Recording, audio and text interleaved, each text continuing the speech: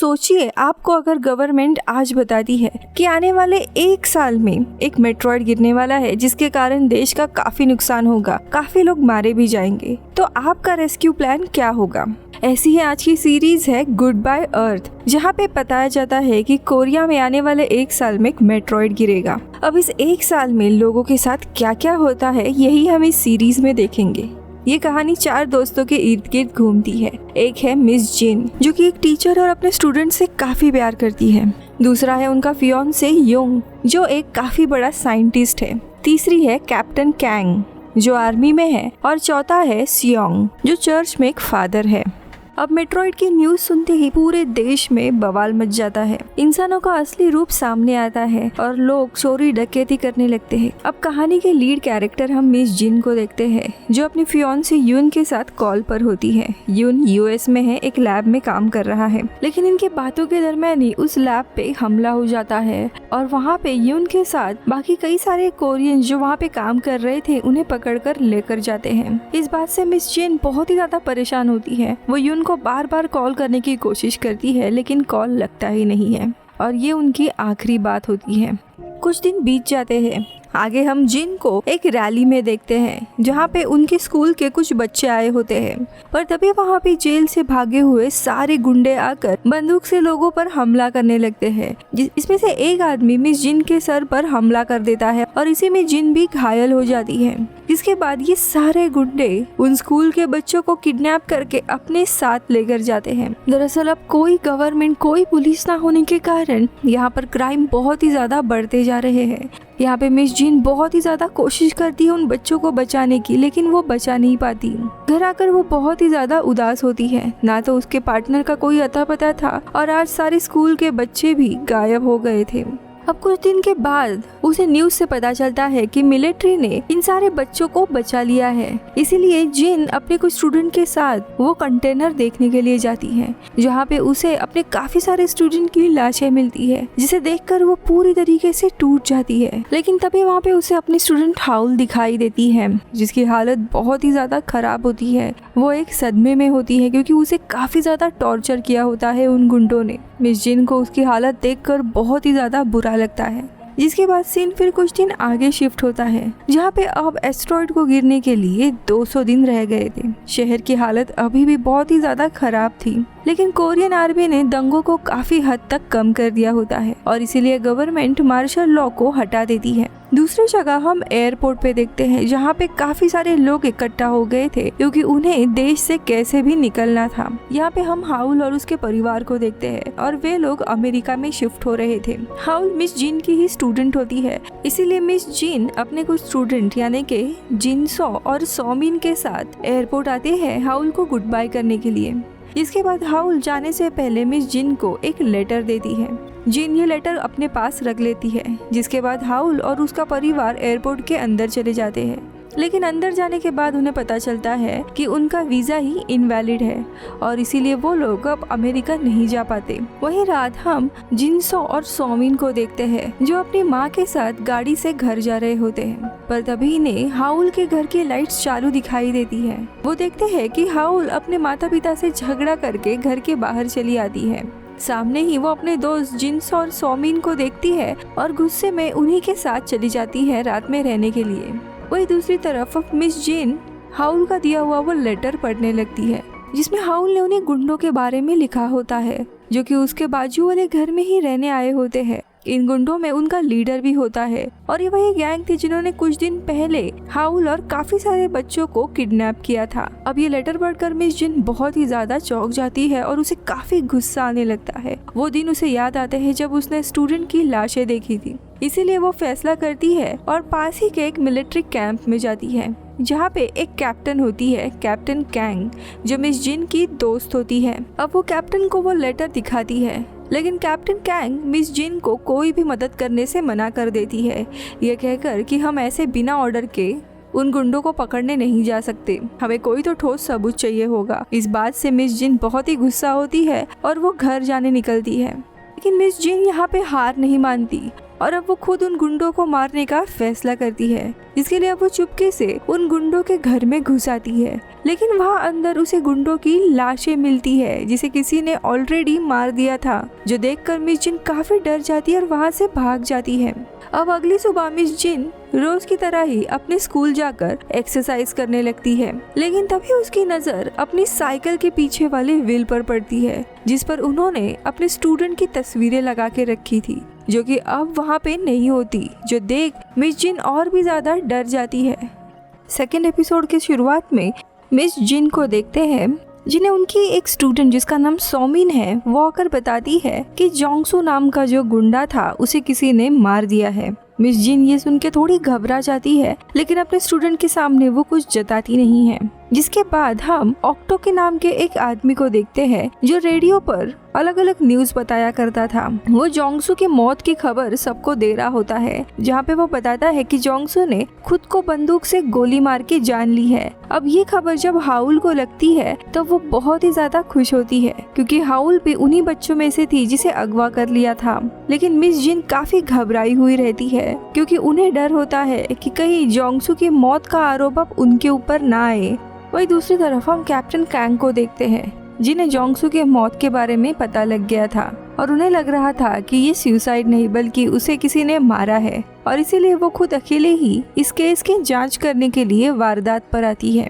Investigation करते दौरान जमीन पर उन्हें किसी के जूतों के निशान मिलते हैं। वहाँ पर साइकिल के टायर के भी निशान मिलते हैं। अब आसपास चेक करने पर उन्हें ये भी पता चलता है कि जोंगसू का मोबाइल और बाकी कुछ चीजें गायब हो गई है, जिससे उनका शक सीधा मिस जिन पर जाता है, क्योंकि एक रात पहले मिस जिन ही उनके पास जोंगसू को अरेस्ट की बात करने के लिए आई थी, और इसीलिए कैप्टन कैंग अगले दिन मिस जिन से मिलने आती है।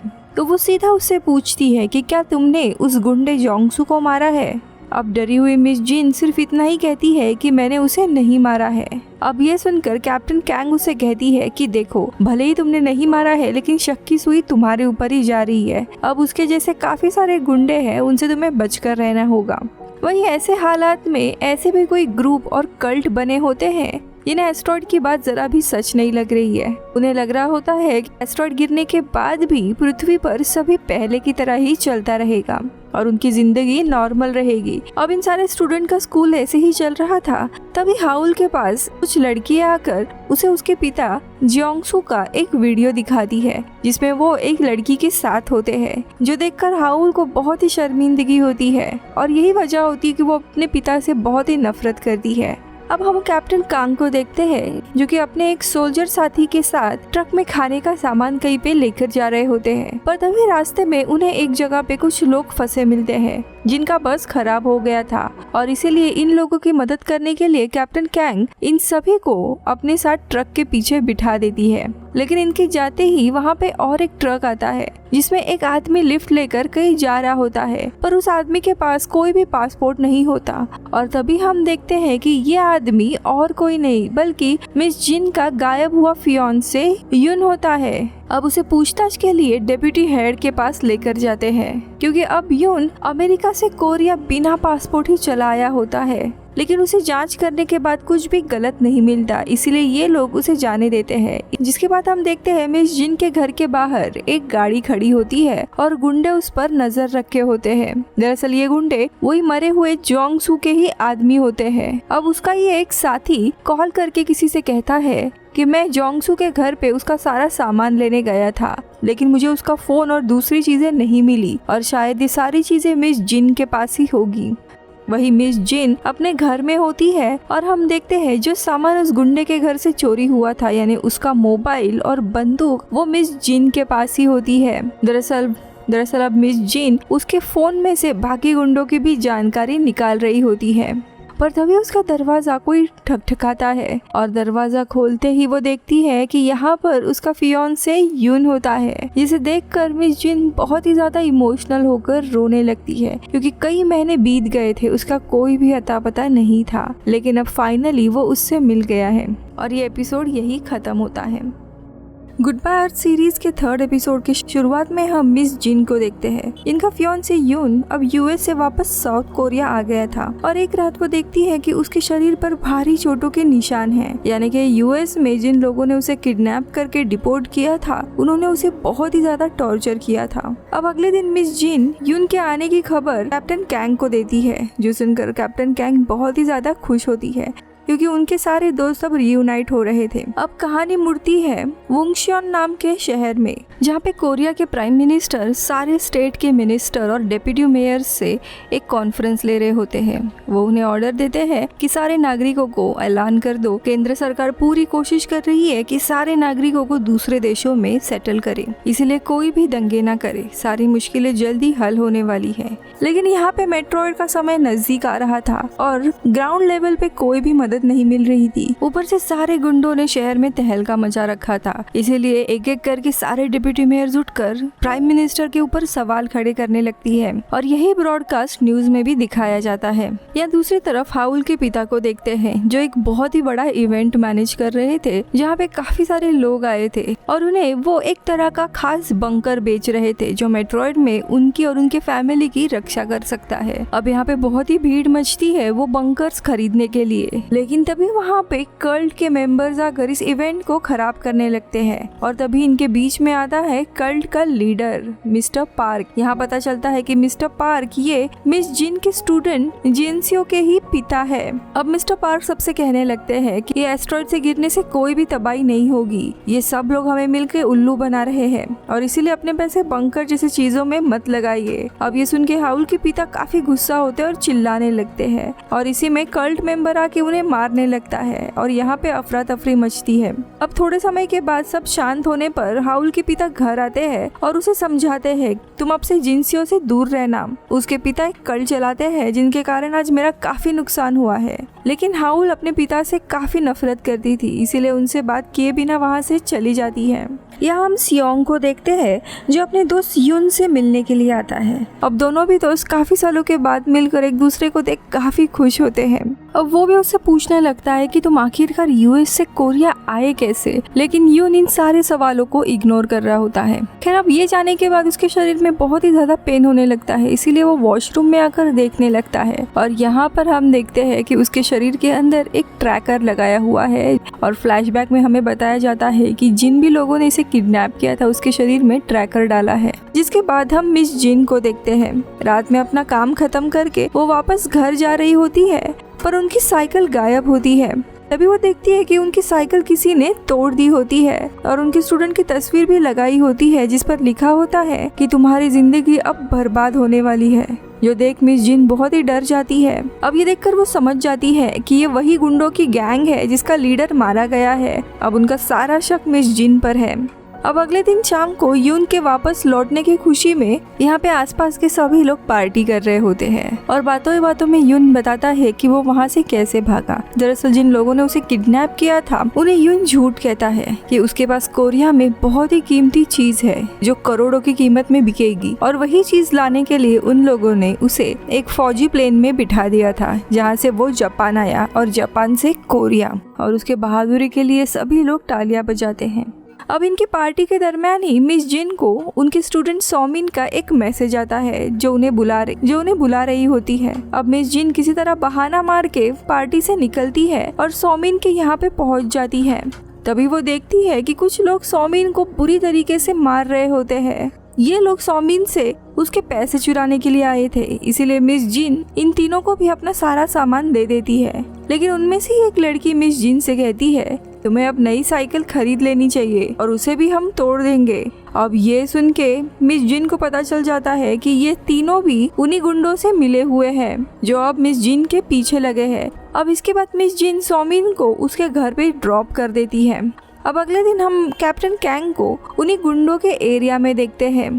तभी उनकी नज़र सार्जेंट किम पर जाती है जो कि एक गुंडे को फोर्स करके उसके पास से कुछ ड्रग लेकर अपने पास रख लेता है।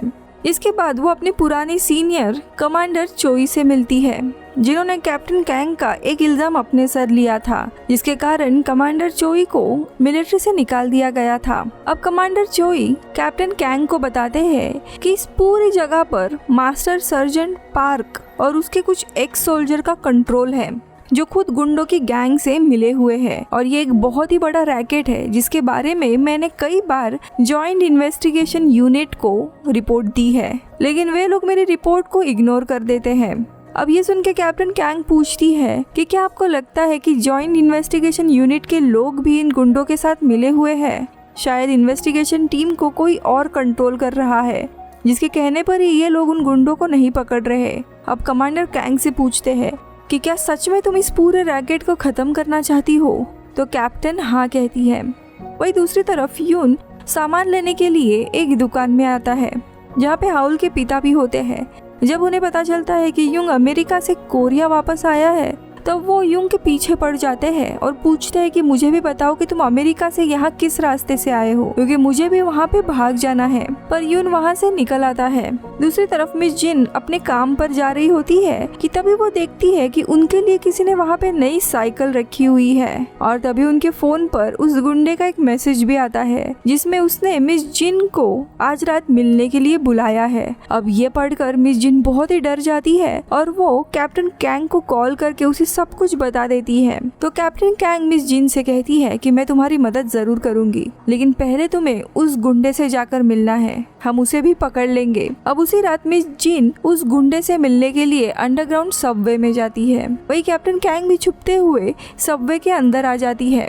अब वो गुंडा मिस जिन के सामने नहीं आता, वो एक कंट्रोल रूम में बैठा हुआ था और सीसीटीवी से मिस जिन को देख रहा होता है। वो माइक पर मिस जिन से कहता है कि तुम चिंता मत करना, आज मरने के बाद मैं ही तुम्हारे सारे स्टूडेंट का ख्याल रखूंगा। ये सुनकर मिस जिन डर जाती है और वहाँ से भागने लगती है। पर इसी बीच में कैप्टन कैंग अब कंट्रोल रूम में आ जाती है और उस गुंडे को पकड़कर अपने साथ बाहर लेकर आती है, लेकिन उनकी हाथापाई होने लगती है। इसी दरमियान मिस जिन भी वहाँ पे आती है। अब कैप्टन कैंग उस गुंडे को मारकर पानी में गिरा देती है, और तभी मिस जिन उस पानी में बिजली का करंट छोड़ देती है, जिससे उसकी वही मौत होती है। अब अगले दिन हम देखते हैं कि कैप्टन कैंग ने बनाई हुई एक टीम होती है, स्पेशल मिशन यूनिट। ये टीम उन गुंडों के एरिया में जाकर सारे गुंडों को पकड़ लेती है और उनके कब्जे में जितनी भी लड़कियां होती है उन्हें रेस्क्यू कर लिया जाता है।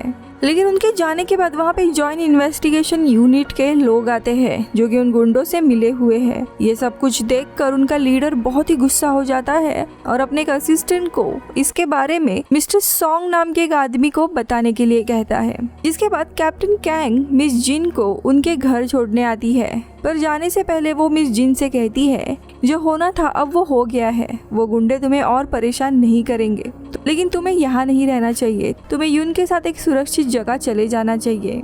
ये सुनकर मिस जिन अपने घर की तरफ जाने लगती है। तभी वो यून को अपने घर के बालकनी में उन्हीं का इंतजार करते हुए देखकर बहुत ही इमोशनल हो जाती है और ये एपिसोड यही खत्म होता है। अब 5th एपिसोड की शुरुआत में हम वुनशुक शहर के डिप्टी मेयर शियोंजू को देखते हैं, जो कि एक टीवी न्यूज पर बता रही होती है कि कैसे स्पेशल मिशन यूनिट नाम के सोल्जर्स ने गुंडों के बेस को हटाकर सारे लड़कियों और बच्चों को रेस्क्यू किया है। ऐसे ही सोल्जर्स की उन्हें भी तलाश है। जिसके बाद सीन शिफ्ट होकर यून और मिस जिन पर आता है। यून मिस जिन से पूछता है कि जब मैं यहाँ पे वापस आया तब तुम मुझे देखकर चौंक गई थी, पर खुशी के कारण नहीं, लेकिन तुम हैरान थी। आजकल काफी डरी हुई रहती हो, क्या सब कुछ ठीक है? तभी मिस जिन बताती है हम कुछ दिन दूर थे, पर इन्हीं कुछ दिनों में पूरे हालात बदल गए हैं। दोनों की तकलीफ भी काफी अलग है, लेकिन मैं तुम्हारे आने से बहुत ही ज्यादा खुश हूँ और चीजें धीरे धीरे ठीक होंगी। अब वही अगले दिन हम सोमिन की माँ को देखते हैं, जो कि चैन नाम की एक छोटी लड़की और उसके भाई वू को आसपास ढूंढ रही होती है। अब पूरा शहर चप्पा चप्पा छान मारने के बाद वे लोगों से एक बिल्डिंग के अपार्टमेंट में मिल जाते हैं। अब हमें यहाँ पता चलता है चैन और वो दोनों भाई बहन हैं और उसकी माँ एक दिन अचानक से गायब हो गई थी और तब से उन दोनों का ध्यान सोमिन की माँ ही रख रही होती है। एक दिन हम कैप्टन कैंग और जे नाम के उनके एक सोल्जर को देखते हैं, जो एक ट्रक से कहीं पे जा रहे होते हैं। काफी सफर के बाद वो एक अबैंडन घर के यहाँ पे रुकते हैं। कि तभी गैंग को उस घर के वॉशरूम में एक लड़की छुपी हुई मिलती है, जिसके साथ एक क्यूट सी बिल्ली भी होती है। उस लड़की की हालत काफी ज्यादा खराब होती है। अब ये देख कर मिस कांग उसे वापस शहर में लेकर आती है, जहाँ पर मिस जिन बाकी एनजीओ के साथ बच्चों की सुरक्षा का काम करते थे। अब जाते हुए वो सोल्जर मिस कांग को बताता है कि इस लड़की का नाम यंगजी है और ये मेरी स्कूल की एक टॉपर रह चुकी है। अब मिस जिन और एक डॉक्टर मिलकर यंगजी का चेकअप करते हैं और तब उन्हें यंगजी के शरीर पर काफी सारे चोटों के निशान दिखाई देते हैं। पर पूछने पर यंगजी सिर्फ इतना ही कहती है कि मैं गिर गई थी। और तभी फ्लैशबैक में हमें पता चलता है कि उसे भी एक जगह पे लेकर आया जाता है, जहाँ पे काफी सारे गुंडे लड़कियों को मार रहे होते हैं, यानी कि उसकी हालत भी वही थी और वहाँ से वो बड़ी मुश्किल से भागकर वॉशरूम में छुपा करती थी। फिर अब उसका चेकअप होने के बाद मिस जिन और युंग उसे अपने ही बिल्डिंग में लेकर आते हैं और एक खाली कमरे का दरवाजा तोड़कर उसे वहां रहने के लिए कहते हैं और उसे बताते हैं कि हम घर का खाना तुम्हारे लिए लेकर आएंगे। यंगजी उन दोनों को भी थैंक यू कहती है। अब अगले सीन में हम यून को देखते हैं, जो सियोंगी से जाकर चर्च में मिलता है और उसे कहता है होंग वापस आ गया है। अब ये होंग कौन है वो हमें जल्दी पता चलेगा। अब इसके बाद चर्च में हायुल, सोमिन और जिनसे आते हैं, जहाँ पे सब मिलकर सिटी हॉल में होने वाले प्रार्थना समारोह के लिए प्रैक्टिस करने लगते हैं। पर इसी बीच में यून एक न्यूज़पेपर में फादर बीक के गायब होने की बात सुनता है, जो इस चर्च के ही फादर होते हैं, जिनकी दिमागी हालत काफी खराब थी, जो देखकर यून को बहुत ही बुरा लगता है क्योंकि वो फादर बीक से काफी करीब हुआ करता था। और इसी दरम्यान वहाँ पे होंग नाम का वही आदमी आ जाता है और यून से मिलता है और यहाँ पे हमें पता चलता है होंग का भी यून का लैब पार्टनर हुआ करता था, पर होंग ने लैब से 30 मिलियन यौन चुरा लिए थे, जिसका इल्जाम फिर यून पर आ गया था और इसी कारण से उसे कोरिया छोड़कर अमेरिका जाना पड़ा था। अब यहाँ पे होंग उसके सारे बुरे बर्ताव के लिए यून से माफी मांगता है और आगे बताता है कि मैं एक कंपनी में काम कर रहा हूँ, ये प्रोजेक्ट बहुत ही ज्यादा डिमांड में है। वेटिकन से लेके वेटिकन सिटी, अमेरिका, काफी सारे देश इस प्रोजेक्ट के ऊपर पैसा लगाना चाहते हैं। इसी प्रोजेक्ट के कारण तो लोग गायब हो रहे हैं। अब ये सुनकर यून भी थोड़ा चौंक जाता है। वो आगे बताता है कि पब्लिक का पैसा जिसके पास भी है वो सारे लोग गायब हुए हैं, वो इसी के कारण। तुम जिनको इतना ज्यादा मानते हो फादर ब्लीक, वो भी इसी प्रोजेक्ट के कारण गायब हुए हैं। अब ये सुनकर यून बहुत ही हैरान होता है। अब ये प्रोजेक्ट आखिरकार है क्या, ये हमें आगे पता चलेगा। अब शाम के वक्त वो सिंजो के पास जाता है और उससे पूछता है कि क्या तुम्हें पता है कि फादर बीक गायब क्यों हुए हैं? क्या सच में वो अचानक से हम सबको इस अंधेरे में छोड़कर चले गए हैं? तो सिंजो कहता है कि उसे इसके बारे में कुछ भी नहीं पता, लेकिन युंग को यहाँ पे उसके ऊपर भी शक होता है, इसीलिए वो फादर बीक का कमरा तलाशने जाता है। लेकिन सिंजो उसे पूरा यकीन दिलाता है और कहता है कि अगर ऐसा कुछ होता जहाँ पे लोग सुरक्षित कहीं और चले जा रहे हैं तो मैं खुद भी अपने परिवार को लेकर चला जाता, मैं खुद क्यों इस सिचुएशन में यहाँ रहता। अब ये बात सुनकर युंग को भी उस पर यकीन आता है और वो अपने घर चला जाता है। लेकिन उसी रात को हम देखते हैं सियोंग चर्च में ही एक खुफिया दरवाजा खोलने के लिए चला जाता है, पर उसका पासवर्ड सिर्फ फादर बीक ही जानते थे और इसीलिए वो दरवाजा नहीं खुलता। वही अब सीन शिफ्ट होकर यंगजी पर आता है। जिस घर में वो रह रही थी वहाँ पे उसने अपने माता पिता की एक तस्वीर लगाई होती है। एक दूसरे तस्वीर में हम उसके माता पिता के साथ फादर बीक को भी देखते हैं और तभी सीन शिफ्ट होकर एक दूसरे जगह जाता है और हम यहाँ पे यंगजी के माता पिता को फादर बीक के साथ देखते हैं और वे लोग यहाँ पे यून को अपने साथ लाने की बात कर रहे होते हैं। गुड बाय अर्थ सीरीज के एपिसोड 6 की शुरुआत में हम सिटी सेंटर में एक बहुत ही बड़े प्रार्थना समारोह को देखते हैं। यहाँ पर मिस्टर चो नाम का एक आदमी भी होता है जो कि प्रेसिडेंट के चीफ ऑफ स्टाफ में से होता है। मिस्टर चो खुद उस सीक्रेट प्रोजेक्ट में शामिल है जिसके बारे में होंग ने कहा था। यहाँ पे वो दरअसल यूंग को ही कन्विंस करने के लिए आए होते हैं कि उसे इस प्रोजेक्ट में शामिल होना चाहिए। दरअसल हमें पता चलता है कि यूंग एक बहुत ही बड़ा साइंटिस्ट होता है और इसीलिए उन्हें उसकी जरूरत है। अब यहाँ पे समारोह के दौरान कोई स्पीकर को हैक करता है और एक आदमी स्पीकर पे बात करने लगता है और कहता है कि फादर बीक ने तुम सबको धोखा दिया है, तुम्हारे दिए हुए डोनेशन के पैसे का उसने सारा सोना खरीद लिया है और अब वो सोना लेकर गायब हुआ है। अब सभी लोग काफी भड़क जाते हैं और सियोंग से इसका सवाल पूछने लगते हैं। अब इन्हीं लोगों में वही कल्ट के लोग भी शामिल होते हैं और वो लोग भी सच्चाई जानने के लिए पूरा तमाशा करने लगते हैं। इसी बीच में होंग को भी हम वहाँ पे देखते हैं, जो कि यून से कहता है कि तुम्हें जल्दी से फैसला करना होगा कि तुम इस प्रोजेक्ट में शामिल हो रहे हो या नहीं, क्योंकि समय काफी कम बचा है। और वो निकल पड़ता है। इसके बाद सभी लोग अपने पैसे लेने के लिए चर्च की तरफ जा रहे होते हैं, लेकिन वहाँ पहुंचकर देखते हैं कि चर्च में बहुत बड़ी आग लगी हुई है। अब वहाँ पे फायर ब्रिगेड भी आ जाते हैं और पूरी आग बुझा दी जाती है। इसके बाद फायर फाइटर सियोंग और चर्च की एक नन यानी सिस्टर वान, ये तीनों भी चर्च के अंदर छानबीन करने जाते हैं, जहाँ उस रूम को भी ये लोग खोलते हैं जो फादर बीक का था। उस रूम में ये लोग देखते हैं कि काफी सारे लॉकर्स थे, लेकिन फिलहाल सारे लॉकर्स खाली है, यानी कि ये साबित होता है कि फादर बीक पैसे लेकर चले गए हैं। अब प्रार्थना समारोह में इतना हंगामा हुआ था, उसके चलते कैप्टन कैंग इन्वेस्टिगेशन करने आती है और वो सिस्टर वॉन से पूछताछ करती है और उनका फोन ले लेती है, क्योंकि उन्हीं का फोन स्पीकर से ब्लूटूथ से कनेक्टेड था। अब यहाँ सिस्टर डर कर खुद ही सच बता देती है कि उन्होंने ही स्पीकर को हैक कर दिया था अपने फोन से।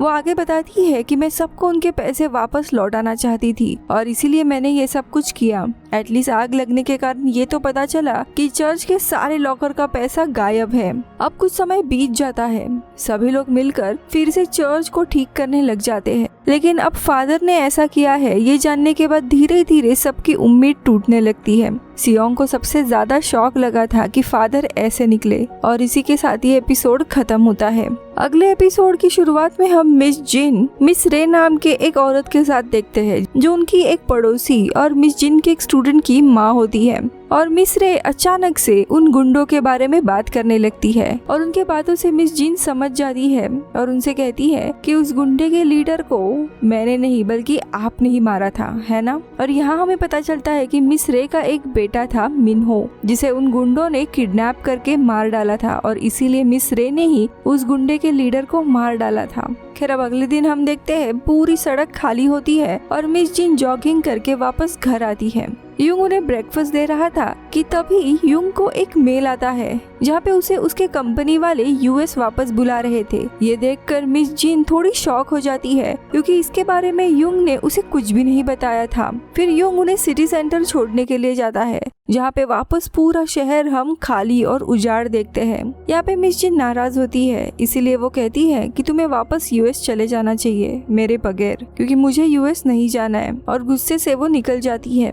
उसी दोपहर को युंग सियोंग से मिलने के लिए आता है। यह दोनों भी बातें कर रहे होते हैं और तभी युंग बताता है कि मैं यूएस में जेनेटिक मॉडिफिकेशन पर रिसर्च कर रहा था, क्योंकि अगर किसी बच्चे में कोई जेनेटिक डिफेक्ट हो तो उसे पता लगाकर उनके पेरेंट्स उसे पहले ही ठीक कर सकते हैं। मैं इस काम को काफी एंजॉय करता हूँ और शायद मुझे अब यूएस वापस जाना होगा। अब ये सुनकर सियोंग भी काफी शॉक हो जाता है और कहता है कि तुम मिस जिन के साथ ऐसे कैसे कर सकते हो, तुम्हें उन्हें छोड़कर नहीं जाना चाहिए। लेकिन युंग यहाँ पे कश्मकश में होता है। वही इसके बाद सीन शिफ्ट होकर यंगजी पर आता है, जो अपने घर में होती है कि तभी उससे मिलने के लिए सोमिन, जिनस्यो और हाउल आते हैं। यहाँ पे यंगजी अपने बारे में बता रही होती है कि कैसे वो कॉलेज में पढ़ा करती थी और अपने परिवार से दूर थी। अब इसी दरम्यान हाउल दीवार पर यंगजी की फैमिली का फोटो देखती है। अब यहाँ पे जिनस्यो फोटो में यंगजी के छोटे भाई को देखता है और कहता है कि आपका भाई मेरे ही क्लास में पढ़ता था, लेकिन एक सेमेस्टर के बाद उसने स्कूल बदल दिया था।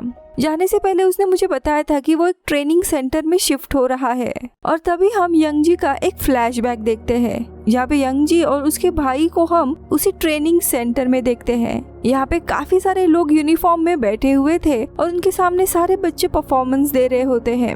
अब कॉन्सर्ट खत्म होने के बाद यंगजी अपने भाई को कहती है आज रात को हमें यहाँ से भागना होगा, लेकिन छोटा भाई डर जाता है। इसीलिए यंगजी उसे कहती है कि पहले मैं भाग जाऊंगी, लेकिन तुम्हें बचाने के लिए मैं वापस आऊंगी। और इसी तरह यंगजी उस ट्रेनिंग सेंटर से भाग गई थी और तब से वो अपने भाई को बचाना चाहती थी, लेकिन बचा नहीं पाई थी। अब एक दिन यंगजी को कुछ कॉल्स आने लगते हैं। उसे लगता है कि उसका भाई ही उसे मदद के लिए कॉल करने की कोशिश कर रहा है, इसीलिए वो रो पड़ती है और मिस जिन को उस ट्रेनिंग सेंटर का काला सच बताती है। वो बताती है कि उसके पेरेंट्स एक ट्रेनिंग सेंटर चलाते हैं, जहाँ पे कुछ अमीर लोग उनके सेंटर में आके रह सकते हैं। एस्ट्रॉइड के आने से पहले इन सारे अमीर लोगों को दूसरे देशों में सेफली लेकर जाएंगे, लेकिन इन फैमिली मेंबर्स के बच्चों को अलग किया जाता है। कुछ छोटे बच्चों को यहाँ पर एंटरटेनमेंट के लिए यूज किया जाता है, वही टीनेज लड़कियों को यहाँ पर बेचा जाता है। हालांकि पेरेंट्स को इसके बारे में कुछ भी पता नहीं है। आगे ये सुन के मिस जिन बहुत ही गुस्सा होती है और सीधा कैप्टन कैंग से जाकर मिलती है और बताती है कि जिन लड़कियों को हमने रेस्क्यू किया था उनमें से 3 लड़कियां पहले किसी ट्रेनिंग सेंटर में रहती थी। यंगजी भी उसी ट्रेनिंग सेंटर से भाग आई थी। हमें इस ट्रेनिंग सेंटर पे इंक्वायरी करनी होगी, वहाँ पर और भी लड़कियां होंगी और वो लोग उन्हें बेच देंगे। अब ये सुन के पहले तो कैप्टन कैंग मना कर देती है क्योंकि ये बहुत ही बड़ा ऑपरेशन था और वो प्राइवेट प्रॉपर्टी थी, लेकिन मिस जिन के काफी फोर्स करने के बाद उन्हें ना चाहते हुए भी मानना पड़ता है। वही दूसरी तरफ बच्चे यंगजी के साथ उसके भाई को बचाने का एक प्लान करते हैं, इसीलिए यंगजी उसी ट्रेनिंग सेंटर के मैनेजर यानी मैनेजर एम को कॉल करती है और कहती है कि मैं अपने माँ के पास वापस आना चाहती हूँ, मेरे साथ मेरे दोस्त भी है। इसलिए मैनेजर एम खुद इन्हें रिसीव करने के लिए आता है और ये सभी लोग ट्रेनिंग सेंटर जा पहुंचते हैं। अब यहाँ पे फाइनली यंगजी अपने भाई से मिलती है और काफी खुश होती है। इनके साथ मैनेजर एम भी साथ होता है। इसी दरम्यान हम ऊपर देखते हैं हायुल के पिता भी इसी ट्रेनिंग सेंटर में आए होते हैं और यहाँ पे हम यंगजी के माँ को देखते हैं जो ये पूरा ट्रेनिंग सेंटर चलाती थी। वो उससे गिड़गिड़ा रहे होते हैं कि मुझे भी इस सेंटर में आना है। वही दूसरी तरफ मिस जिन और कैप्टन कैंग की एक टीम ट्रेनिंग सेंटर के एक सीक्रेट रास्ते आ पहुंचती है जिसके बारे में यंगजी ने बताया था। अब मिस जिन सबसे पहले अकेले ही अंदर जाती है। अंदर आने के बाद वो माहौल देख के कैप्टन को सिग्नल देने वाली थी। यहाँ सेंटर में हम देखते हैं जितने भी सिटीजन्स होते हैं उन्हें हॉल में बुलाया जाता है और उनके सामने फादर बीक का एक वीडियो लगाया जाता है जो उन्हें ईश्वर पे भरोसा रखने के लिए कह रहे होते हैं। ये देख मिस जिन कैप्टन को सिग्नल दे देती है। तो यहाँ दूसरी तरफ जो बच्चे होते हैं उनके प्लान के अनुसार ये लोग एक म्यूजिक रूम में जाते हैं और यंगजी मैनेजर एम से कहती है कि मुझे अपने माँ से मिलना है। अब ये सुनकर मैनेजर एम उसकी माँ को बुलाने के लिए जाता है। यही मौका देखकर यंगजी और बाकी सारे बच्चे उसी सीक्रेट रास्ते से ट्रेनिंग सेंटर से बाहर जाने लगते हैं। अब इसी दरम्यान कैप्टन कैंग सोल्जर के साथ फ्रंट गेट से ट्रेनिंग सेंटर पर रेड मारने आती है, पर उन्हें गार्ड्स रोक लेते हैं और सारे सिटीजन्स भी वही होते हैं। यहाँ पे हड़बड़ी मचने लगती है, पर तभी मिस जिन यहाँ सामने आती है और लोगों को शांत करके पूछती है तुम में से किम की फैमिली कौन है। ये सुन के किम की माँ सामने आती है और तभी मिस जिन उनसे कहती है कि 2 हफ्ते पहले तुम्हारी बेटी को हमने एक ब्रोथल से रेस्क्यू किया था, ये लोग तुम्हारे बच्चों को बेच रहे हैं। अब ये सुन के किम की माँ शॉक हो जाती है और बताती है कि ये लोग हमें बच्चों से मिलने नहीं देते, यानी कि पेरेंट्स को भी पता नहीं था कि उनके बच्चों को बेचा जा रहा है। यहाँ हमें पता चलता है कि एग्जैक्टली वो सीक्रेट प्रोजेक्ट है क्या। तो यहाँ पर फादर बीक और काफी सारे पॉलिटिशियंस एक साथ मिलकर इस देश से भागने का प्लान कर रहे होते हैं। यंगजी के माता पिता भी उसमें शामिल होते हैं। वो लोगों को इकट्ठा करने का काम कर रहे थे। जितने भी लोग यहाँ पर इकट्ठा हुए हैं वो फादर बीक के कहने पर ही यहाँ पर आए थे। फादर बीक यून को भी अपने साथ शामिल करना चाहता है क्योंकि वो वर्ल्ड रिनाउंड साइंटिस्ट है। अब फादर बीक यहाँ पर नहीं है, ये देखकर ये लोग किसी को अरेस्ट भी नहीं कर पाते। वही दूसरी जगह यंगजी और बाकी सारे बच्चे सीक्रेट रास्ते से बाहर आते हैं। बाहर उन्हें युंग दिखता है और वो उन्हें गाड़ी में बैठने के लिए कहता है, लेकिन तभी मैनेजर एम वहाँ पे आता है और अचानक से वहाँ पे गोली की आवाज सुनाई देती है और ये एपिसोड यही खत्म होता है। नेक्स्ट एपिसोड शुरू होता है और हम देखते हैं युंग के सामने वही मैनेजर एम होता है जो उस पर गन पॉइंट रखे था, लेकिन तभी एक सोल्जर आके मैनेजर को गोली मार देता है, लेकिन अब मरने से पहले उसे हॉस्पिटल में लेकर जाते हैं। जिसके बाद यहाँ पे सारे बच्चों को रेस्क्यू किया जाता है और उन्हें सिटी सेंटर में लाया जाता है, लेकिन रेड की बात अब ऊपर तक पहुँच जाती है और इसीलिए उसी रात जॉइंट इन्वेस्टिगेशन यूनिट के लोग वहाँ पर आते हैं और कैप्टन कैंग को जांच करने के लिए अपने साथ लेकर जाते हैं, क्योंकि कैप्टन कैंग ने बिना किसी ऑर्डर के ट्रेनिंग सेंटर पर रेड मारी थी। अब अगले कुछ दिनों में रेड की खबर बाहर मीडिया में भी फैल जाती है और हम ओक्टाकी को देखते हैं जो ब्रॉडकास्ट किया करता था। वो बताता है कि इस रेड में उस सेंटर में से काफी सारे सोने के बिस्किट बरामद हुए हैं। इतने सारे सोने के बिस्किट बनाना इस हालत में तो पॉसिबल नहीं है, यानी कि ये प्लान मेट्रॉइड के न्यूज के पहले से बन रहा है। तो यहाँ दूसरी जगह इन्वेस्टिगेशन टीम कैप्टन कैंग पर भारी दबाव डाल रही होती है कि उसे ये कदम नहीं उठाना चाहिए था। इससे हमें समझ आता है कि गवर्नमेंट के सारे ऑफिशियल्स इस पूरे प्लान में शामिल है। आगे हम हाउल के पिता को देखते हैं, जो ट्रेनिंग सेंटर की ओनर यानी कि यंगजी की माँ के सामने गिड़गिड़ाने लगता है कि मुझे भी अपने लोगों के साथ शामिल करो, मुझे भी यहाँ से निकलना है। लेकिन वो उसके सामने एक शर्त रखती है कि अगर तुम अपनी पत्नी और बेटी को ट्रेनिंग सेंटर में लेकर आते हो तो ही तुम्हें यहाँ रहने दिया जाएगा, और वो मान जाते हैं। इसके बाद यंगजी की माँ ट्रेनिंग सेंटर के सारे सिटीजन्स को इकट्ठा करती है और बताती है कि हम जल्दी ही चार्टर प्लेन से बाकी पॉलिटिशियंस के साथ इस देश को छोड़कर निकलेंगे, लेकिन तुम्हें ये बात किसी को भी नहीं बतानी है। हालत काफी गंभीर है और पूरे लोग मान जाते हैं। अब दूसरी जगह हॉस्पिटल में हम देखते हैं मैनेजर एम का इलाज चल रहा था और उसकी मौत हो जाती है, जिसके चलते अब इन्वेस्टिगेशन टीम वाले हॉस्पिटल आकर ट्रेनिंग सेंटर से लाए हुए सारे बच्चों को अपने कस्टडी में लेते हैं और किसी को भी उनसे मिलने नहीं देते, जिसमें यंगजी का भाई भी होता है। तभी यंगजी मिस जिन से आकर कहती है कि मेरा भाई आपको एक बात बताना चाहता था। उसने कहा था कि उसने फादर बीक को कहीं पे देखा था। दरअसल इन बच्चों को एंटरटेनमेंट के लिए अलग अलग ट्रेनिंग सेंटर यानी प्रेयर हाउसेस में लेकर जाया करते थे, जो इन्हीं ट्रेनिंग सेंटर वालों का है। यानी कि अगर आप फादर बीक को ढूंढना चाहते हो तो आपको इन ट्रेनिंग सेंटर के बाकी सेंटर्स को भी ढूंढना चाहिए। उनमें से किसी एक सेंटर में आपको फादर बीक मिल जाएंगे। अब मिस जिन इंटरनेट पे इन सारे सेंटर का सर्च करती है और उसे कुछ एड्रेस मिल जाते हैं जहाँ फादर बीक छुपे होंगे। अब यहाँ पे दूसरी तरफ सियोंग को देखते हैं, जो चर्च के एक स्टोरेज रूम में आता है, जहाँ पे उसे एक सीक्रेट डोरवे मिलता है। वहाँ से आगे चलने के बाद उसे एक ओपन जगह मिलती है जहाँ पे एक गाड़ी रखी हुई थी और सिस्टर वान वहाँ पे पहले से मौजूद थी। उनसे पूछने पर वो बताती है कि उसे भी अभी अभी इस जगह के बारे में पता चला है।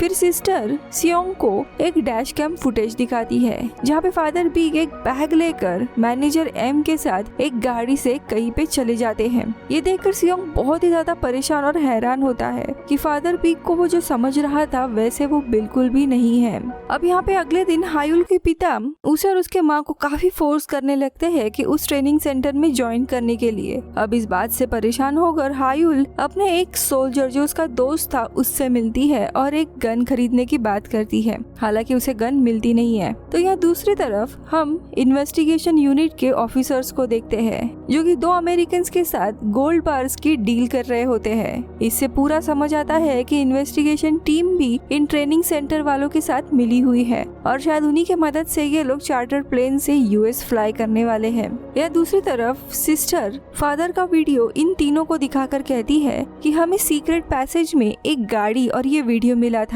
और तब से सियोंग ने खुद को लॉक कर दिया है। अब ये तीनों भी लोग सियोंग के पास जाकर उसके रूम का दरवाजा खोलने के लिए कहते हैं, लेकिन वो अभी भी सदमे में होता है, इसीलिए इनको जाने के लिए कहता है। अब इसके बाद मिस जिन कैप्टन कैंग से कहती है कि मुझे पता है कि फादर बीक कहाँ होंगे, मुझे कुछ एड्रेस मिले हैं और मैं आज ही उनसे मिलने जाने वाली हूँ। अब ये बात सुनने के बाद कैप्टन उसे एक बुलेट प्रूफ जैकेट देती है और वो खुद वहाँ से निकल जाती है। लेकिन युंग को ये बात पता चल जाती है और बीच रास्ते में ही वो भी उसे ज्वाइन करता है और कहता है कि मैं फादर को अच्छी तरह से जानता हूँ, मुझे उनसे मिलके सच सुनना है, इसीलिए मैं भी तुम्हारे साथ आऊंगा। और दोनों भी निकल पड़ते हैं।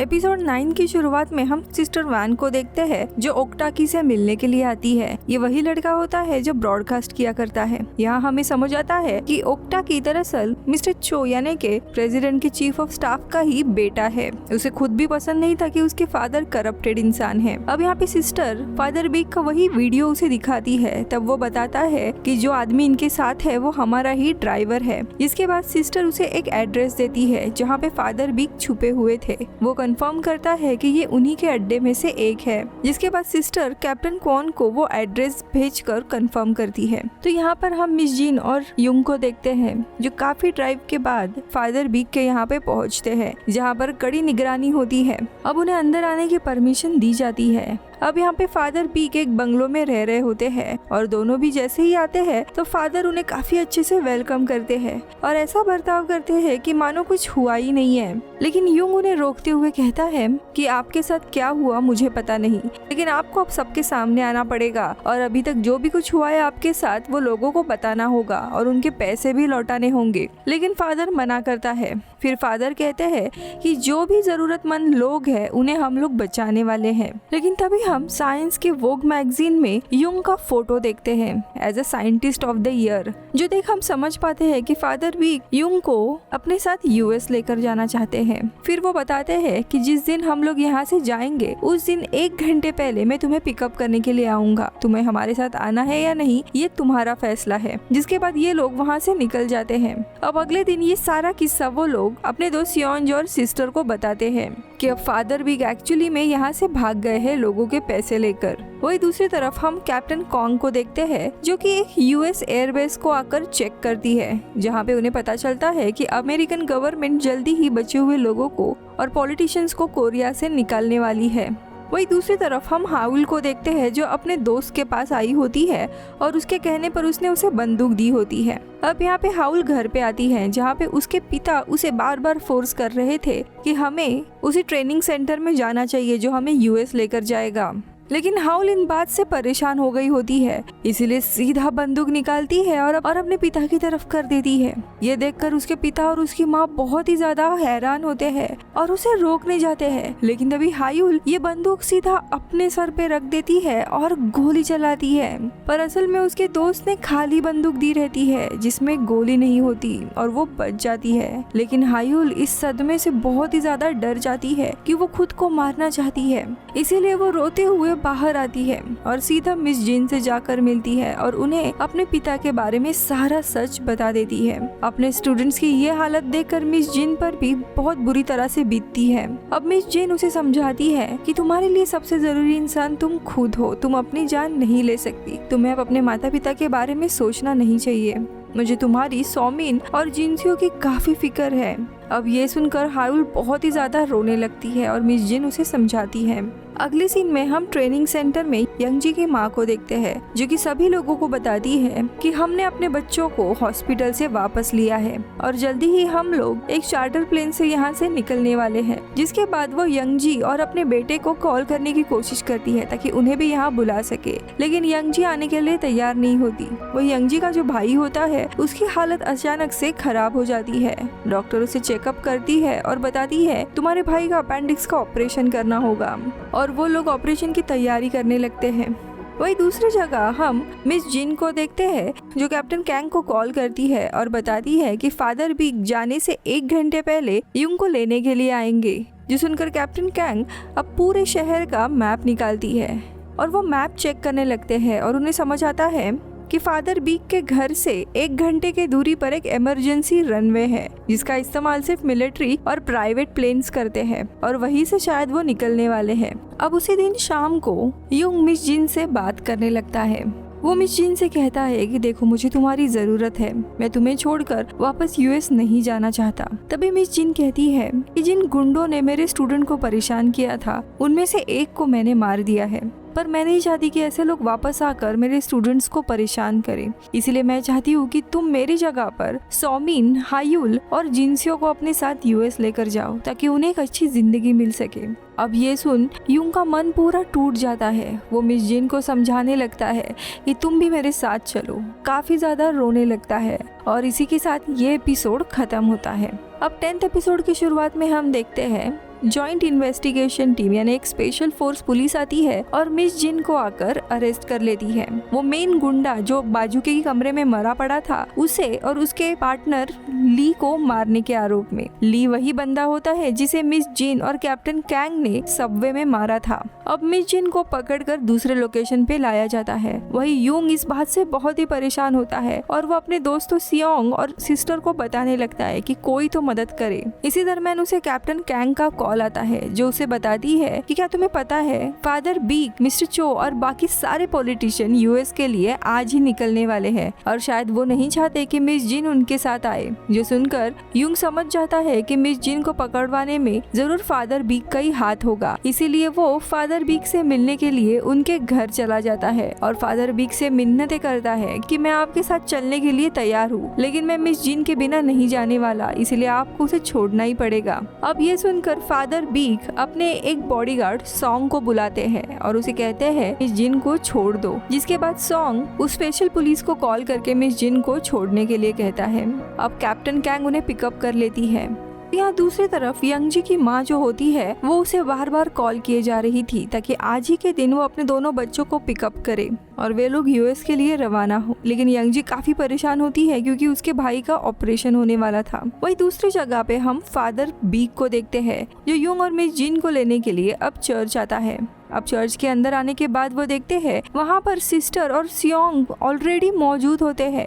अब यहाँ पे मिस जिन उन्हें कहती है, तभी मिस जिन उन्हें इशारा करती है और उन्हें कन्फेशन बॉक्स जाने के लिए कहती है। वहाँ जाकर वो बताती है आपको जाना है ठीक है, लेकिन जाने से पहले आपने जो भी कुछ किया है उसका कन्फेशन देते जाइए। इसीलिए फादर बीक अब उन्होंने जो भी कुछ किया था वो सारी चीजें बताने लगते हैं। फादर का बॉडीगार्ड सॉन्ग जो बाहर होता है वो उनका इंतजार कर रहा था, लेकिन काफी देर के बावजूद वो बाहर नहीं आते, इसीलिए वो खुद अंदर जाने के लिए निकलता है। लेकिन तभी वहाँ पे कमांडर चाऊ आते हैं जो सॉन्ग को रोकने की कोशिश करते हैं और दोनों की लड़ाई होती है, जहाँ पे कमांडर बॉडीगार्ड के ऊपर भारी पड़ते हैं और इनके लड़ाई में वो सॉन्ग को मार देते हैं, लेकिन उन्हें खुद एक गोली लगती है। वही दूसरी तरफ जो ब्रॉडकास्ट वाला होता है ओक्टा की, वो फादर का सारा कन्फेशन पूरे शहर में लगा देता है, जिसके बाद वो सारे सिटीजन्स को बताता है कि कुछ लोग आज इमरजेंसी रनवे का इस्तेमाल करके कोरिया छोड़कर बाहर जाने वाले हैं। जो लोग भी अपनी जान बचाना चाहते हैं ये उनके लिए एक आखिरी मौका होगा, आप लोगों को भी उसी रनवे में जाना होगा।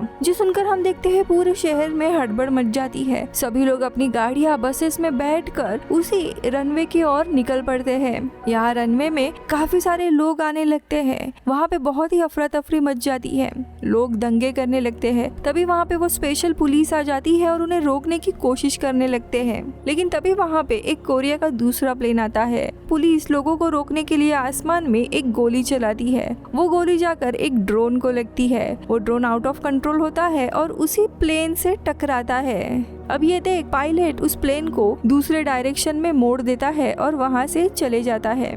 लोग बहुत ही ज्यादा दुखी होते हैं। वही दूसरी जगह चर्च में देखते हैं मिस जिन अब फादर से कहती है कि मैं बस इतना चाहती हूँ कि आप इन बच्चों को प्लेन में अपने साथ लेकर जाइए। मैं खुद नहीं आना चाहती, लेकिन इन बच्चों को बचाइए। लेकिन फादर बी कहते हैं कि मैं चाहकर भी ये नहीं कर सकता। जो सुनकर अब मिस जिन कहती है आपके पास एक मौका था, वो भी आपने खो दिया है। और तभी फादर बी को समझ आता है कि सब कुछ मिस जिन का ही प्लान था, ताकि वो उनका समय बर्बाद करे और प्लेन इनके बिना ही निकल जाए। जिसे फिर ये सुनकर वो हड़बड़ी में जाने निकलते हैं। वही दूसरी जगह एक और पोर्ट होता है जहाँ पे हम उसी चार्टर प्लेन को देखते हैं, जहाँ पे वही ट्रेनिंग सेंटर के सारे लोग, कुछ अमेरिकन और पॉलिटिशियंस के साथ यंगजी की माँ बाप भी होते हैं।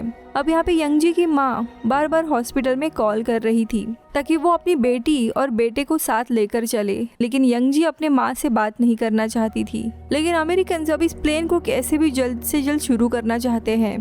तो यहाँ दूसरी जगह अब सियोंग फादर बीक को पोर्ट पे छोड़ने के लिए आता है। रास्ते में सियोंग उन्हें काफी सुनाता है, लेकिन फादर बस प्लेन में बैठना चाहते थे, इसीलिए वो उसे चुप कराते हैं। अब काफी मुश्किल से वो पोर्ट पर आ जाते हैं, लेकिन तब तक वो चार्टर प्लेन शुरू हो गया होता है और देखते ही देखते वो उड़ान भरने लगता है। फादर बिग बुरी तरीके से वो बच्चों की तरह रोने लगते हैं। वही अगला दिन आता है। यहाँ पे यंगजी और उसके दोस्त हॉस्पिटल में होते हैं कि तभी उन्हें न्यूज़ पर बताया जाता है कि जो चार्टर प्लेन कोरिया से निकला था वो प्रशांत महासागर में क्रैश हो गया है। कोई भी पैसेंजर बचा नहीं है, यानी कि यंगजी के माता पिता भी अब मारे गए और इसी तरह इनकी जिंदगी आगे चलती रहती है। गुड बाय अर्थ के एपिसोड 11 की शुरुआत में हम देखते हैं एस्ट्रॉइड अर्थ से टकराने के लिए अब 62 दिन रह गए हैं। क्रिसमस भी आने वाला होता है, जल्दी ही क्रिसमस आने वाला है, इसीलिए सभी लोग क्रिसमस की तैयारी कर रहे हैं। वे लोग अपने बचे हुए दिनों को काफी अच्छे से बिताना चाहते हैं। वही मिस जिन और यंग की भी शादी की बात चल रही है। दूसरी जगह हम फादर को देखते हैं जो यूएस ना जाने के कारण सदमे में है। उनकी हालत इतनी खराब होती है कि वो जल्दी ही मरने वाले थे। वही सियोंग जी उनकी सेवा कर रहा है। वो फादर से काफी गुस्सा है, उन्हें बताता है कि आप इतनी जल्दी मर नहीं सकते, आपने जो भी पाप किए हैं उसकी सजा आपको भुगतनी ही पड़ेगी। लेकिन ये बात कहने के बाद वो खुद ही पछताने लगता है। और जब चारों दोस्त एक साथ मिलते हैं तब सियोंग जी सबको बताता है कि फादर बीक की हालत बहुत ही खराब है। आई नो उन्होंने काफी कुछ बुरा किया है, पर हमें ये भी भूलना नहीं चाहिए कि उन्होंने हम चारों के लिए काफी अच्छे काम भी किए हैं। अगर वो नहीं होते तो शायद हम जिंदा भी नहीं बचते। इसीलिए उन्हें ऐसा देख मुझे काफी बुरा लग रहा है। मैं नहीं चाहता कि उनकी ऐसी मौत हो। कैप्टन कैंग कहती है, फादर बीक ने काफी लोगों को अच्छा इंसान बनाया है, लेकिन उनकी हरकतों को हम नजरअंदाज नहीं कर सकते। अब अगला दिन आता है जहाँ पे हम युंग और मिस जिन को एक साथ देखते हैं। यहाँ पर युंग मिस जिन को शादी के लिए प्रपोज करता है और मिस जिन भी हाँ कहती है, जहाँ दोनों भी उसी शाम को शादी कर लेते हैं और वापस आकर अपने दोस्तों के साथ मजे करते हैं। अब अगले दिन हम देखते हैं युंग ने एक नया प्रोग्राम अरेंज किया होता है, जहाँ पे वो लोगों की रिक्वेस्ट लेकर उनके अपनों के लिए कुछ शब्द लिखना चाहता था। इसीलिए वो सिटी सेंटर में आता है, जहाँ पर जिंगस्यू आता है जो उसका पहला विजिटर होता है। जिंगस्यू ने अपने दोस्तों के कुछ फोटोज लाए होते हैं और वो हर एक दोस्त के बारे में कुछ अच्छी अच्छी चीजें युंग को बताता है और युंग अपने शब्दों में उसके दोस्तों के लिए अच्छी अच्छी चीजें लिखता है। आखिरी दिनों में सबके पास कुछ अच्छी यादें होनी चाहिए, इसीलिए युंग ने ये लेटर्स लिखने का प्लान किया होता है। वही दूसरी तरफ हम देखते हैं यंगजी के भाई का ऑपरेशन तो हो गया होता है, लेकिन उसके बाद उसे काफी बुखार आने लगता है। इसीलिए यंगजी डॉक्टर के पास आकर उसके लिए कुछ दवाइयाँ मांगती है, लेकिन डॉक्टर बताती है कि अभी दवाइयों का सप्लाई आना बंद हो गया है, जिसके चलते उनके पास कोई भी दवाई नहीं है। अब निराश होकर यंगजी निकल जाती है। तभी उसकी मुलाकात उसी सोल्जर से होती है जो असल में उसका क्लासमेट था और लास्ट एपिसोड में उसके भाई की जान भी इसने बचाई थी। यंगजी उसे बोलती है कि तुमने उस दिन बच्चों की जान बचाई थी, इसके लिए मैं तुम्हें थैंक यू कहना चाहती हूँ। तो वो सोल्जर कहता है कि कोई बात नहीं, लेकिन मैं चाहता हूँ कि हम दोबारा कहीं बाहर मिले। अब यंगजी हाँ कहती है और वहाँ से चली जाती है। जिसके बाद सीन शिफ्ट होकर हायुल के पिता पर आता है, जो कि कुछ गुंडों के साथ गैम्बलिंग खेल रहा होता है, जिसमें वो काफी हद तक हार जाता है और उसके पास कुछ पैसे भी नहीं है। अब गुंडे उसे पैसों के लिए काफी फोर्स करने लगते हैं और कहते हैं कि पैसे नहीं तो तुम्हारी बच्ची ही हमें दे दो। या दूसरी जगह हम कैप्टन कैंग को देखते हैं, जो काफी समय के बाद अपने माँ से मिलने के लिए आई होती है, उन्हें गुड बाय करने के लिए। दरअसल कैप्टन कैंग का अपने माँ के साथ रिलेशन अच्छा नहीं होता। यहाँ हमें पता चलता है कि कैप्टन कैंग जब छोटी थी तब उनका एक भाई हुआ करता था और उसकी माँ हमेशा उसके भाई का ही ख्याल रखती थी। कैंग को पूरी तरीके से इग्नोर किया करती थी, जिसके कारण उनका रिलेशन खराब हुआ। आगे चलकर उस भाई को कुछ गुंडों ने मार दिया। कैप्टन कैंग अपने माँ से कहती है कि अगर दुनिया खत्म होने वाली नहीं होती तो आप मुझसे बात भी नहीं करती। आपने हमेशा मुझे इग्नोर किया है और मैं यहाँ पे बस आपको गुड बाय करने आई हूँ। ये कहकर वो यहाँ से चली जाती है। फिर अब ऐसे ही करते करते कुछ दिन बीत जाते हैं। यंगजी का भाई को प्रॉपर केयर ना मिलने के कारण उस बेचारे की मौत हो जाती है, जिसे यंगजी को बहुत ही बड़ा सदमा लगता है। अब उसका फ्यूनरल भी अरेंज किया जाता है। वही दूसरी तरफ हम उन गुंडों को देखते हैं जो हायुल के पिता को उसकी बेटी देने के लिए फोर्स करने लगते हैं। उनके घर तक भी वो लोग आ जाते हैं और तभी हायुल की माँ को पता चलता है कि उसके पति के कारनामों के कारण अब गुंडे उसके बेटी के पीछे पड़े हैं। इसलिए उसकी माँ हायुल के पिता पर बहुत ही गुस्सा करती है, उन्हें काफी कुछ कहती है और अब गिल्ड में आकर हायुल के पिता अपनी ही जान ले लेते हैं। जिसके बाद गुंडे हायुल को ढूंढते हुए चर्च आ जाते हैं और यहाँ पे मौजूद लोगों के साथ लड़ने लगते हैं। ये देखकर मिस जिन को वही दिन वापस याद आता है जो फर्स्ट एपिसोड में गुंडे बच्चों को पकड़कर किडनैप करके लेकर गए थे। इसीलिए वो काफी गुस्सा हो जाती है और उन्होंने खुद छुपाई हुई एक बंदूक निकालती है और एक गुंडे के पैर पर गोली चला देती है। अब ये देख वो गुंडे वहाँ से भाग जाते हैं। जिसके बाद कैप्टन कैंग मिस जिन को अकेले में जाकर कहती है कि उसे चर्च में गोली चलानी नहीं चाहिए थी, लेकिन मिस जिन इसके ऊपर ज्यादा कुछ कहती नहीं है और ये एपिसोड यही खत्म होता है। 12वें और आखिरी एपिसोड की शुरुआत में हमें बताया जाता है कि अब एस्ट्रॉइड डीना पृथ्वी से टकराने के लिए सिर्फ 20 दिन का समय रह गया है। यहाँ चर्च में सभी लोग प्रार्थना कर रहे होते हैं और तभी युंग फादर बीक के कहने पर उन्हें चर्च में लेकर आता है, जहाँ पे फादर बीक सबको ईश्वर पे भरोसा रखने के लिए कहता है और क्रिसमस के बारे में बताने लगते हैं। पर क्रिसमस तो आके चली गई थी। ये देख समझ आता है कि फादर बीक अभी भी काफी सदमे में होते हैं, जिसके कारण वो ऐसी उल्टी सीधी बातें कर रहे हैं। इसीलिए सियोंग जी उन्हें लेकर चला जाता है। वही मिस जिन और युंग को एक साथ देखते हैं, जो इन बचे हुए 20 दिनों में एक साथ समय बिता रहे होते हैं और काफी सारी नई नई चीजें ट्राई कर रहे होते हैं।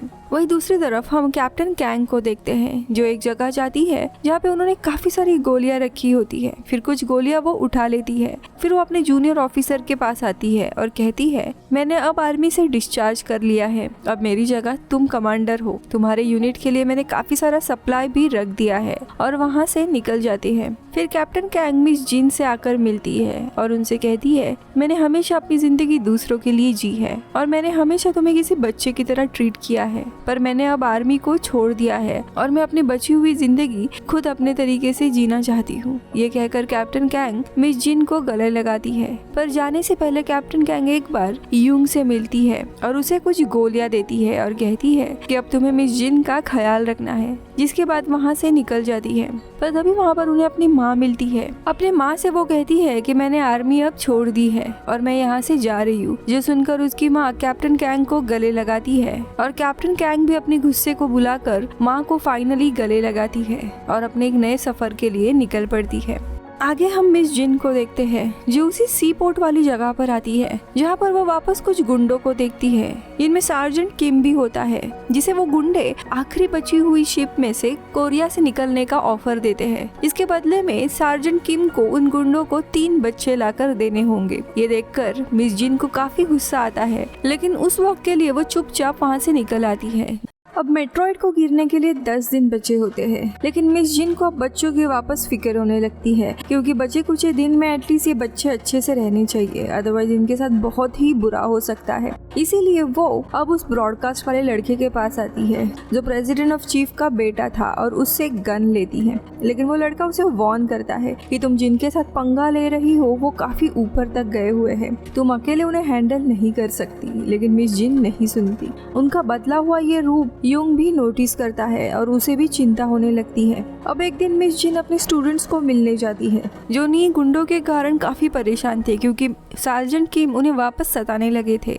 मिस जिन हायुल के फोन में सार्जेंट किम नाम के उसी सोल्जर का मैसेज देखती है जो हायुल को सोमिन और जिनसियो को अपने साथ लेकर कोरिया छोड़कर चलने के लिए बोल रहा होता है। अब ये देखकर मिस जिन सार्जेंट किम और उसके साथियों को मारने का फैसला करती है। अब गिने चुने दिन बचे होते हैं। हम इन चारों दोस्तों को देखते हैं जो अपने अपने अलग राह पर चल बसे हैं। चारों के सामने से अपनी एक जिंदगी गुजरती है। मिस जिन देखती है कि ये बच्चे सेफली कहीं पर चले गए हैं। वही युंग को देखते हैं जो अपने और मिस जिन के बीच में दूरी देख रहा था, जिसके बाद वो अपने सारे बैग्स पैक करता है। वही हम मिस जिन को देखते हैं जो बंदूक लेकर उसी पोर्ट के यहाँ पे चली जाती है सारे गुंडों को मारने के लिए और सार्जेंट किम को वहाँ जाकर मारती है, लेकिन कोई उसे गन पॉइंट पे रख लेता है। वही दूसरी जगह युंग को देखते हैं जो अपने वाइफ को बचाने के लिए उसी अड्डे पर जाता है कुछ बॉम्ब्स लेके। इसी के साथ हम देखते हैं एस्ट्रॉयड अब कभी भी साउथ कोरिया टकराने वाला है और इसी के साथ ये सीजन खत्म होता है। अब इसका सेकंड सीजन आने वाला है या नहीं ये हमें जल्दी ही पता चलेगा। Stay tune. और अगर आप यहाँ तक रुके हैं तो मुझे जरूर बताइए कि आपको ये सीरीज जिसका नाम है गुड बाय अर्थ वो कैसी लगी। ये मेरे चैनल का सबसे लंबा वीडियो है, सो प्लीज इसे लाइक करते हुए जाना। मिलती हूँ अगले वीडियो में। Bye bye.